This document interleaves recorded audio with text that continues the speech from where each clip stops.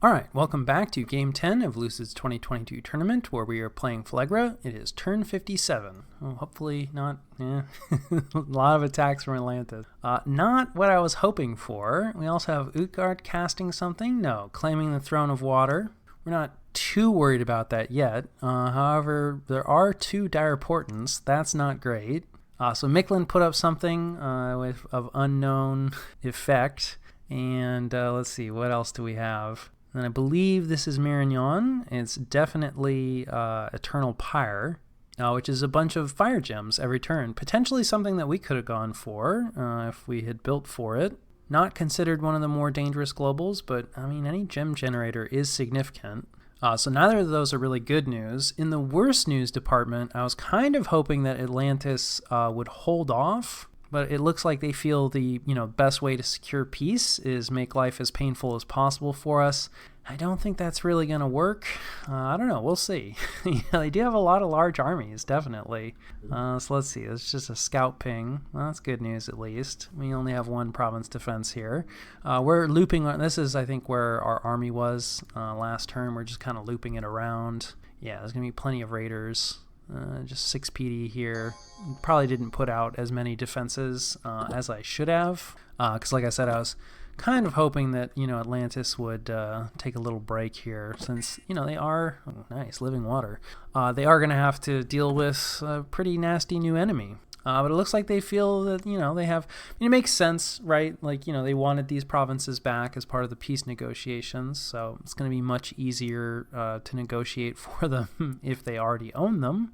But unfortunately, really for both of us, I think we're just kind of at the point in the game where like one of us needs to win, right? And the other one needs to lose, a significant number of provinces, right? Like we can't, what are we going to do? We're going to go home and, like be completely irrelevant.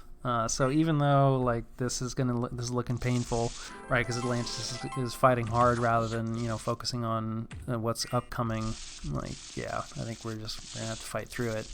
So yeah, this is Ulm's Immortal Fellow. I was actually been given some kit this time, including a legendary item. So somebody has Construction 8.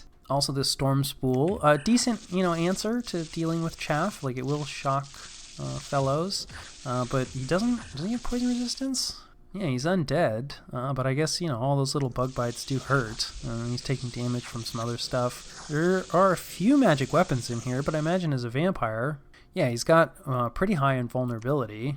So yeah, his protection against mundane attacks 33, so anything that's not a magic weapon or armor negating in the case of the bugs. And that's part of why the bugs are so good, because even though they're only dealing very small, pieces of damage, armor negating is armor negating, but it does look like he's going to come away with it, which is fairly significant, especially if you can kill this guy, because I don't think that's part of the PD. So, a decent attempt by Atlantis. They did spend some air gems. I guess they're not out of the woods yet. He's really struggling with this Clayman, which I'm kind of surprised about. He does have a great sword. I guess he lost an eye. His attack is 12. Yeah, I mean, that ought to be, he's connecting with the Clayman. He's just not dealing enough damage. So anyway, it looks like there's a chance that this battle times out, which is kind of interesting. I'm just going to go ahead and skip ahead and see. Okay, it does. Oh, no. Ulm attacked Atlantis, but was defeated. So the Clayman died. I guess there was just one Deer Tribe shaman that decided to hang out for whatever reason.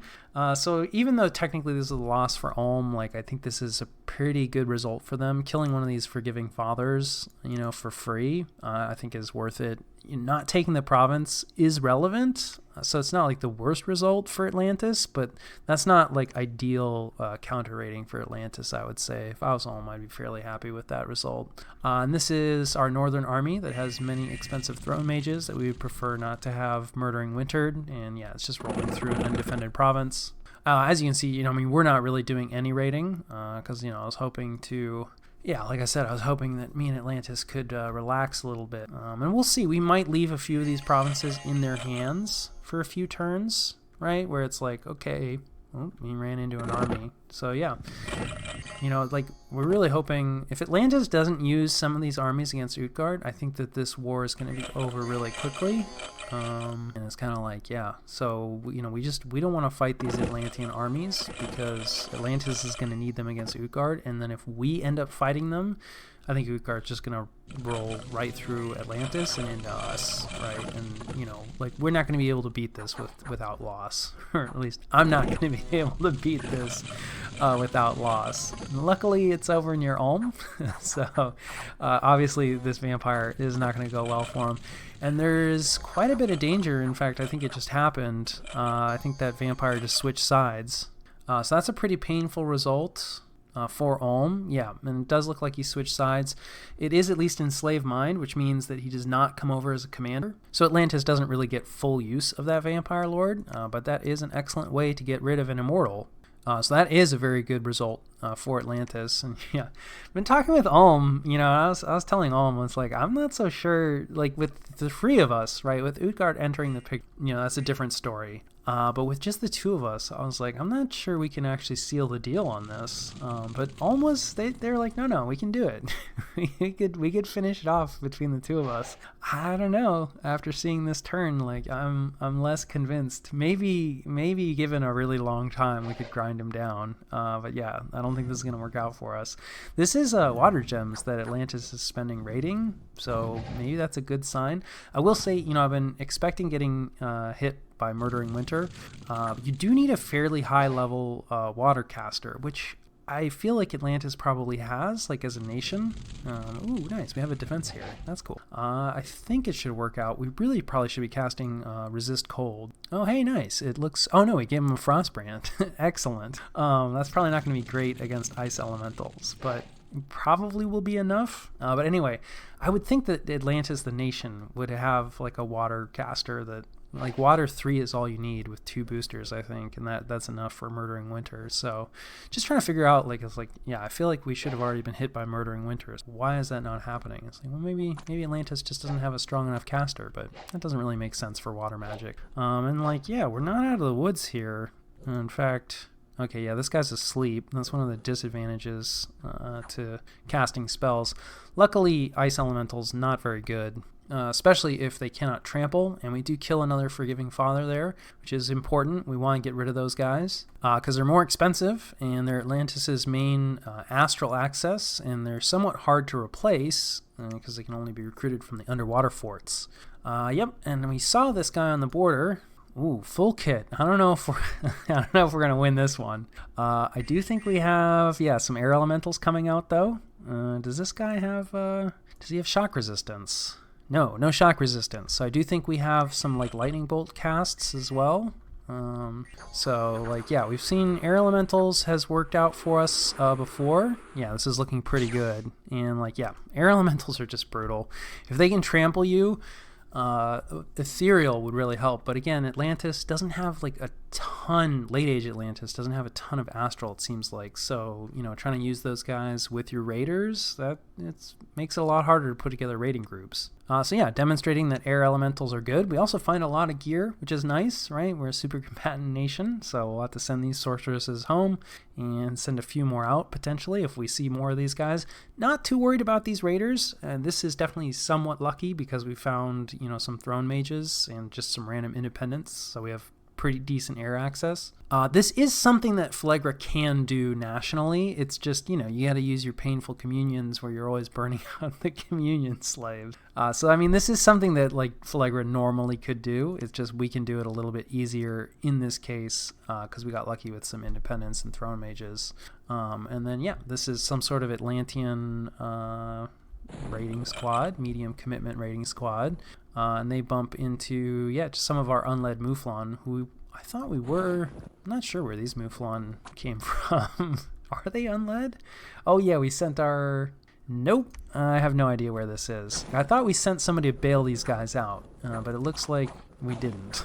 So I don't think this is going to work out for us. Yeah, Pillar of Fire is an excellent spell. So there you go, Pillar of Fire. That's Evocation 8, I think. So definitely Atlantis has the research for Murdering Winter. I guess they just haven't really had the gems for it or felt like, it'd be better spent elsewhere.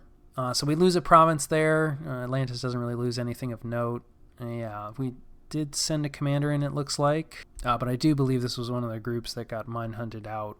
But that's unfortunate. Like, losing that many Mouflons unsupported, ooh, painful. So yeah, Atlantis, doing a decent job raiding. I mean, we've had some successes, some not. I don't think we have any defense here, which is unfortunate. I was not expecting him to come in deeper with this group. I was expecting him to go elsewhere. So that was, nicely done. I think they're going to be able to take this on, which is a shame. Yeah, there you go, Frozen Heart. Because this PD type, if we dumped it, I think, we could have beaten this group without even having to deploy any of our mages, but, now he's loose. So, yeah, it's looking like we probably won't ever have peace with Atlantis. I mean, we'll see. I don't want to, I don't want to jump the... it's the Diplo in this game is ever shifting. Medium commitment from Ulm here. I just feel like that much raiding, it's like we're going to have to commit a lot to raiding. Even just from a mental standpoint, I see that many Atlantean attacks, and it's kind of like, all right, buddy, fine, no peace then. Good luck with your 3v1. So just once people commit a certain amount, it just gets harder and harder to get out of the war. So we'll see. Like I said, we really don't want to. We don't want to eat those Atlantean armies. That's the main thing. So yeah, Ulm was able to take that out. There's some province defense there, and kind of an interesting group. Kind of more of a medium commitment. I feel like I don't know if this is exactly what Ulm needs, but this is a lot less tempting to hit. I mean, I don't know. It's still quite a few mages. It's still 10 mages, 11 mages. So yeah, if anything, the number of troops here seems perhaps a bit light, but obviously Ulm has been getting hit by a lot of winded deaths, right? So it makes sense that they're trying to reduce just their surface area. Ooh, this looks really nasty. Yeah, so it looks like Marignon is well into the blood summons. They got a bunch of these fallen angels, an absolute ton of demons. I think, yeah, Marignon is in a pretty good position. Micklin potentially is in a pretty good position. And then Utgard is the other big one. They do have some human mages here, so yeah, there's a lot of crossbowmen here. This I think is the last stand of Vettiheim. And yeah, these human mages are not going to love the crossbows, but the devils go in right away, so that's going to significantly reduce mage casualties. Nice arrow fen comes up from Marignon, and yeah, that's it. I mean, this battle was only ever going to go one way. And that is it for the Frosted Gobos. Marignon was pretty cool about it. They, congratulated Vettiheim in the general chat. They felt that Vettiheim was the game leader at one point. Vettiheim wasn't as sure. I myself can't really comment as to whether or not they were ever in the lead, but certainly they did a good job. They were in a powerful position. I mean, the main reason they went down was due to diplomacy. They got hit with a coalition for whatever reason. Potentially because they were so scary. so anyway, yeah, Vettiheim, I thought, played really well, did a good job, did a lot of cool stuff. Then we have some unexpected events. Let's see, Barbarian Scouts, of course. They refuse to say anything about their purpose. I'm sure they're just touring the countryside. Vengeful Crone, but we're more or less immune because we already have Misfortune 3. Local lords feuding, we lose all the tax, a lot of unrest. This is in a farmland, so that's sad. We'll hopefully patrol this down. Although I do think our patrollers in this area are off hunting a boar. I don't know, we'll see. God, I hate false prophets. Anyway, moving right along. Okay, yeah, so that was it for events. We cured the disease. We do a little bit of patrolling, though obviously we need more, and I'll catch you guys after the jump. All right, this is the situation and what we're doing about it. Mostly limited rating. So probably the biggest thing is we are teleporting out a fellow and cloud trapezing. We're teleporting a couple of fellows and cloud trapezing a fellow out on top of this guy to get rid of him. Then we're also going to move in some of our other units afterwards to try to catch, if any reinforcements move in the normal phase. This is a pretty valuable province from a gem standpoint, so we do want to hold on to it. We also did a small PD dump here, and we're sending out a fellow with some flying shoes with some air gems to hopefully squish these guys if they come in.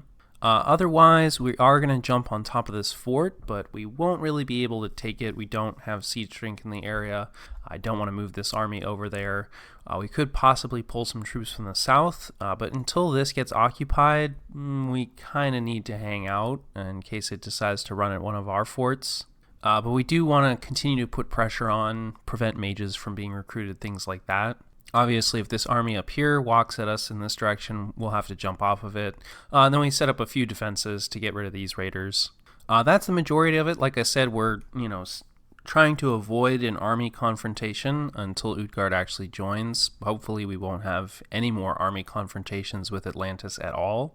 Depending on how things shake out, we may try to seek peace again with like pretty similar terms to what we offered before, or we may not, right? And we may try to pick up Raga and a few other provinces as well. There's still going to be a few turns before Utgard joins the war. And Utgard did reach out to me wanting to work together. I think I mentioned it before. I'm not really particularly interested in working together with them. Like I said, I was planning on switching sides. That's not going to happen. Probably should reach out to them and at least, discuss some basics. I figure they're going to take this throne realistically. Like, they're going to be the one to take Atlantis. We're not really going to be able to manage that. I don't want to sit here and horse trade, really. Like, whoever can grab what otherwise is fine, So probably just lay out like, I'm assuming you're going to go for this. I'm going to go for Raga. But that might be important because it's not impossible, right, that the situation boomerangs, right, and, Utgard decides to attack me instead of Atlantis. I don't think that's likely because I think Utgard is more concerned about Atlantis, right, than myself. They probably feel they can 1v1 me, no problem. Obviously, they did pretty well in the previous war, and their position has only improved. And Atlantis is considered a stronger nation, so I don't think that's likely, but it's not impossible. So I might reach out to Utgard, but like I said, I think we're next up on the chopping block, so trying to lay out exactly how we're going to work together seems a little ridiculous. Probably the other thing of note is we are forging an Amulet of the Dead to help us reanimate some skeletons. Skeletons aren't great, and we don't have a ton of death income, but we do need some underwater siege strength because I would like to pick up this fortification. And we'll probably want to sit on it sooner rather than later, but it is going to be a little tricky since obviously this army can go underwater, and we don't want one of our tyrants to have to fight that alone. But at the same time, we do see Utgard has a lot of undead. I don't know whether they're planning on going underwater with it or whether they're just using it for siege strength, but they can use it for both. I don't think Utgard can make great use of underwater forts, nor really can we, but it is kind of an annoying place, and just because it's kind of difficult for us to siege down and take underwater fortifications, I would prefer to have it, one that's right on our border. So yeah, I think that more or less covers turn 57.